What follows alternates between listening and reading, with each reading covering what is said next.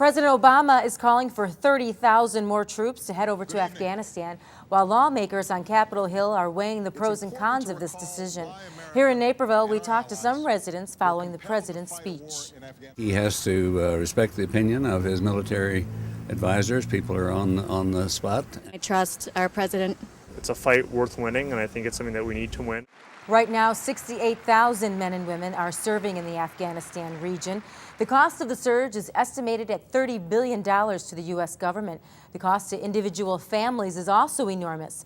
Naperville News 17 spent some time with one Naperville family likely to send at least one member to join the troops overseas.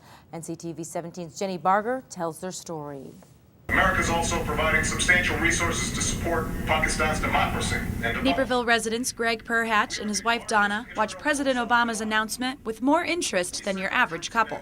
You see, Greg and his 22-year-old son Nick are both in the military. Greg is a colonel and has been serving in the military for the past 27 years.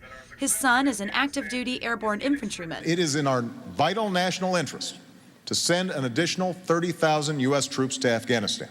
I think the president's making the right decision. The threat is real, and we have to do something about that, or we'll have additional terrorist attacks here in the United States. Both Greg and Nick have served a tour of duty in Iraq and even spent 3 days in the same location. Greg says if the troops stay in Afghanistan until 2011 or 2012, there's a chance he might have to go. For Nick, the probability of a second tour is much higher. If you're on active duty in the United States Army, you're on a rotational basis. Your unit will deploy for a year to combat, come home for a year, and then deploy again. While Greg supports the president's decision, he does understand the strain it can put on a family back home. My wife, on the other hand, wasn't worried about just one family member deployed into combat, but she had her husband and her son deployed at the same time. Greg says he could not be more proud of his son for choosing to serve his country as he did 27 years ago. My son could have gone to college and we would have, he'd been in college for 4 years. Nope, he decided that he wanted to get up and follow in his father's footsteps.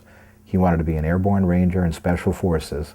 The Perhatch family will worry about future holidays later, because for this Christmas, Nick is coming home from duty in Louisiana, and the whole family will be together. I'm Jennie Barger for Naperville News 17. President Obama says his plan is to withdraw from Afghanistan by July 2011.